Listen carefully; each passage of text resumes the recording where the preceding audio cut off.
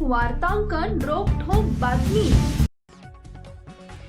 फलटण येथील डॉक्टर तरुणीच्या आत्महत्येप्रकरणी अटकेत असलेल्या पीएसआय गोपाळ बदनेवर सोलापुरातही एका महिलेने अत्याचाराचे आरोप केले होते। याबाबत पोलीस आयुक्तालयात बदनेची चौकशी झाली, मात्र पुढे काहीच झालं नाही। बदने हा सोलापूर शहर पोलीस दलात भरती झाला असून 10 वर्ष त्यानं सोलापुरात अंमलदार पदाची सेवा बजावली आहे।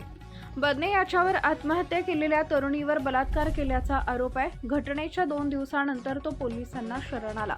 त्यानंतर बदने याच्या कारकिर्दीची चर्चा राज्यभरात सुरू झाली। शहर वाहतूक शाखेत काम करताना त्याच्यावर एका महिलेनं अत्याचाराचा आरोप केला होता। याबाबत पोलीस आयुक्तालयातील तत्कालीन वरिष्ठ अधिकाऱ्यांकडे त्या महिलेनं अर्ज करत बदने याच्यावर कारवाईची मागणी केली होती। त्यानंतर त्या अर्जाचा तपास एका वरिष्ठ महिला अधिकाऱ्यावर सोपवण्यात आला, परंतु नंतर तक्रार दिलेल्या महिलेनं केस माघारी घेतल्याची माहिती सूत्रांनी दिली आहे।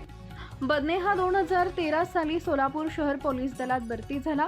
पोलीस मुख्यालयानंतर त्यानं आरसीपी म्हणजेच दंगा नियंत्रण पथकात काम केलं। त्यानंतर त्याची बदली शहर वाहतूक शाखेत झाली। वाहतूक शाखेत कार्यरत असतानाच त्यानं पोलीस प्रशासनातील अंतर्गत परीक्षा दिली। 1 एप्रिल 2023 रोजी त्याची पीएसआय म्हणून निवड झाली। नाशिक इथं प्रशिक्षण कालावधी त्यानं पूर्ण केला। त्याची पोस्टिंग त्यानंतर सातारा इथं झाली। सोलापुरात त्यानं 10 वर्ष पोलीस अंमलदार म्हणून सेवा बजावली। महाराष्ट्रातील महत्त्वाच्या आणि ताज्या बातम्या पाहण्यासाठी आमच्या जय हो न्यूज चॅनलला सबस्क्राइब करा आणि बेल आयकॉन प्रेस करा।